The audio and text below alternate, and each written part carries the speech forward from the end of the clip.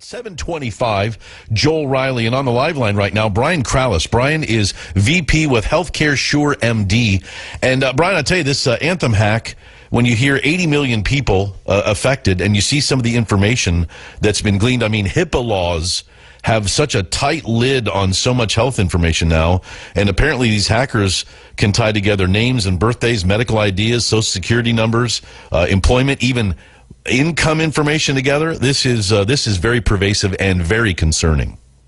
It is, and I think the first question is, why do people want to hack this information? And I think the first thing that people need to understand is that healthcare information actually goes for about 10 times more than a lost, stolen credit card on the black market. And there's three reasons for that. Number one is that insurance fraud takes a lot longer and a whole lot more difficult to prove.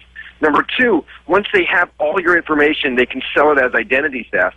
And number three is if they can actually tie health information to individuals, you can think about from a blackmail standpoint what they could potentially do with CEOs or high-figure type people. They can make some embarrassing situations. And so that's why this information is so valuable for us to protect, but also so why criminals want this information. Okay, so then are we seeing that? I mean, I know identity theft is a huge problem. Our own Attorney General has a department, specifically designated to handle identity theft. But are we seeing those dots connected? Are hackers getting that kind of information and then using it for blackmail? Well, it definitely has happened. And I think, even if you look at the Stoney situation, right?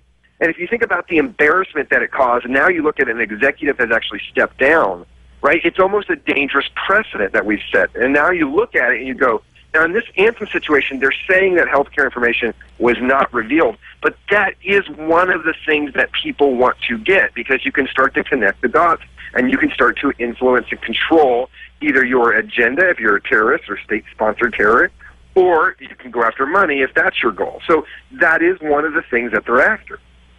Is it the kind of thing they make that designation? There's no actual medical information stolen.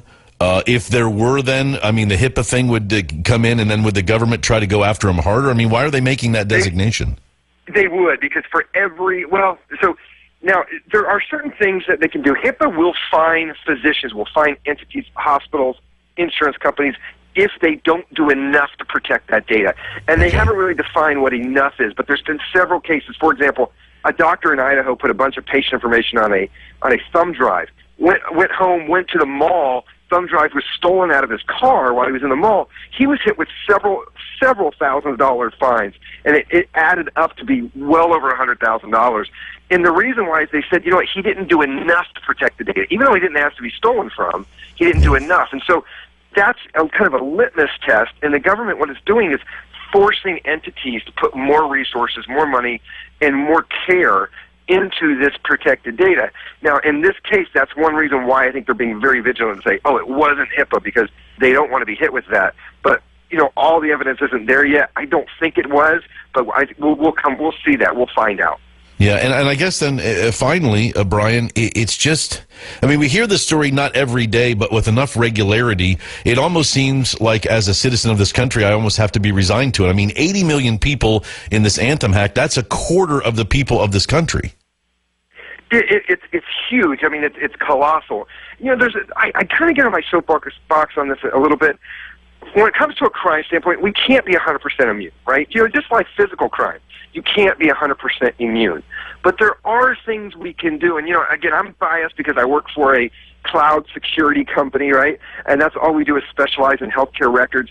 But from a security standpoint, we're getting more advanced. We're doing things. For example, on my cloud, what we do is we double encrypt the data. What that means is we create a structure that's very difficult for a hacker, but we also say nothing is unhackable. So the way we encrypt our data is that only the people who put the data on there can make sense of it. So if a hacker was to get the data, it would just be alphabet soup. So there's things that entities are doing, very creative solutions to these.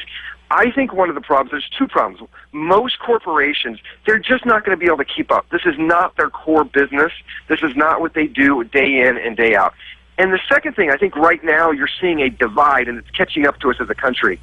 those that are in power in their late 50s, early 60s, right? And they did not grow up in the digital age. And now you got some young punk saying to them, their chief technology officer, I need $1 million. I need several $1 million to beef up our cybersecurity. And they're looking at it, and but I need to put $1 million into marketing. I need to put $1 million into sales, whatever it is.